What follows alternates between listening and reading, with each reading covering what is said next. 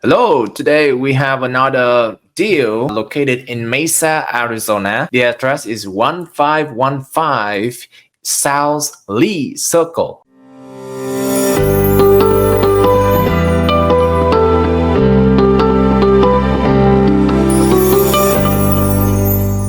So let's take a look to see whether it is a worth investment property or not. Let's first look at the couple information of the property. This one have a 3-bedroom, 2-bath located in, like I said, Lee Circle, located in Mesa and Southern Avenue. And then it has 12, almost 1,300 square feet, built in 1971. And this is the plus. The square footage is more than 10,600 square feet. There's no HOA neither. So a lot of people I know they don't want to involve with HOA, and therefore this is the kind of ideal property for those clients. There's a couple of things that I want to emphasize about the location of the house. This is very close to US 60. One thing that you maybe already see is that it's right back to the very busy freeway of 60 right here. So that is the really minus part of this property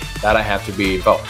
This distance right here, right at the back of the house, and you're gonna hear a very constant, regardless of how far away. Maybe you don't hear any noise over here on this side of the street, but for here, you're gonna definitely hear a lot of noise in this area because of the freeway. Other than that, it's super convenient to go to the US 60, and it could go to anywhere else very easily using the freeway. There's a plus and there's a minus about the property's location. Now let's talk about the picture of the property. So here's some picture of the property here. This is the kitchen. It's a very bad picture, by the way. I don't know what that is, but it's right in the middle between the kitchen and the living space. I'm not sure why they do that, but overall they have a tile flooring. They already removed some of the popcorn ceiling. I don't see any popcorn ceiling, even though it is built in 1971. There's no popcorn ceiling, so that's a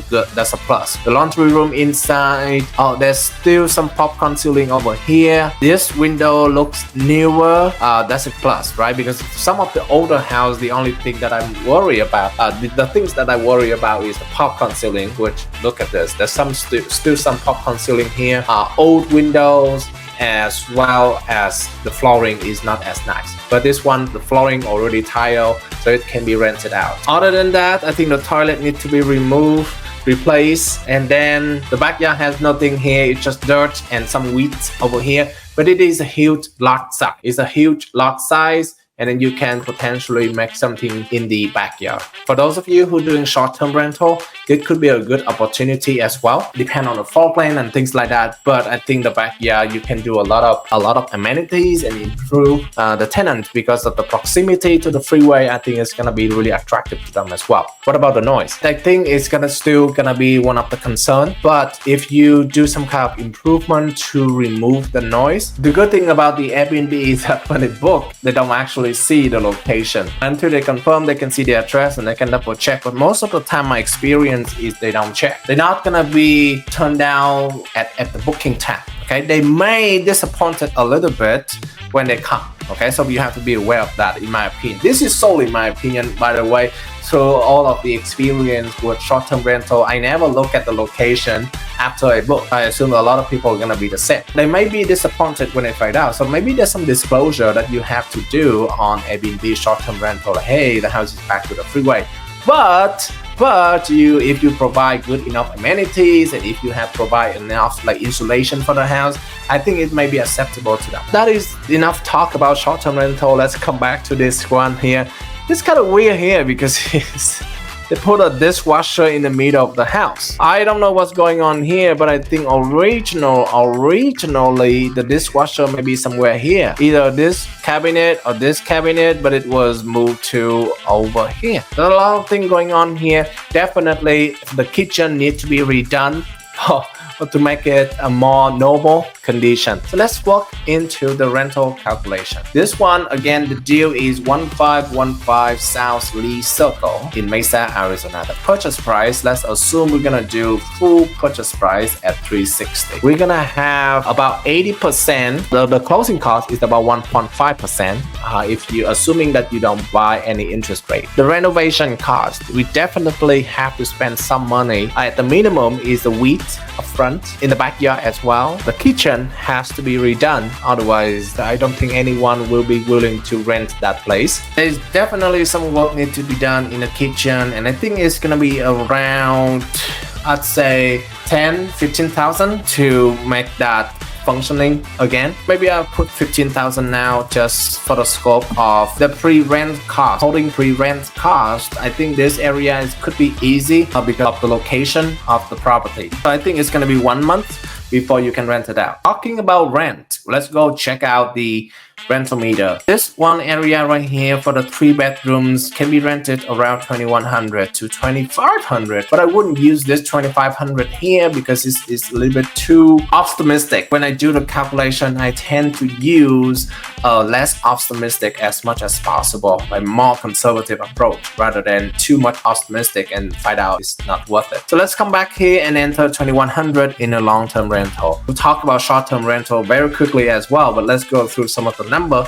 with long-term rental first before we can even do anything. This loan amount is 80%, and of course you know the interest rate is maybe somewhere around 7.5% or even higher. Let's use 7.5 right now for the sake of discussion. Overall, without HOA, tax and insurance, you're gonna be positive cash flow. But as you know, there is always taxes, and it is highly recommended that you pay for the insurance. Okay, fortunately though, the HOA is zero. There's no HOA in this community, and the tax is only $840 a year, so that's super extremely low. Okay, insurance maybe about $1,000. I would say even lower than that, $800 estimately. Even in the worst case scenario, you're gonna have only a negative cash flow of $39. That doesn't include any saving for property manager, vacancy, repair, capital, capex. Now let's say if you are on the more conservative side, let's say you're going to hire a property manager. The cost over here is about $100 a month. Some companies charge higher by the 10%, so that's going to be 10% is $2,100. And here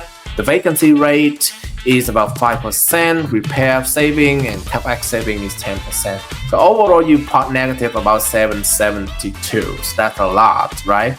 If you choose to manage yourself or you have a good relationship with the property manager, you may be able to pay for less. But let's say assume you don't pay them anything or you manage yourself because you're a new investor. And in fact, for the matter of fact, as a new investor, I would recommend you to manage yourself. Okay, if you only have 1 or 2 properties, warranty you. Of course, this is a hit and miss, but warranty you the amount of work is not as crazy. Okay, I know as a landlord you're responsible for a lot of things, and sometimes it's annoying when they call you at 8 p.m. or something like that at the end. You will learn a lot about the managing the tenant. You will learn about running the background check, maintenance requests, and things like that. You will learn so that you prepare for the next adventure of your life, which you're gonna owning like 10 or 20 properties at once. I would recommend for the new investor, you do it yourself to save the cost, right? Even if it is $100 or $200. Overall, the saving is about $562. Obviously, if you're a little bit more optimistic, you're gonna be less negative on this property, only $37. And if that is the case, this is definitely some deal that we have to consider.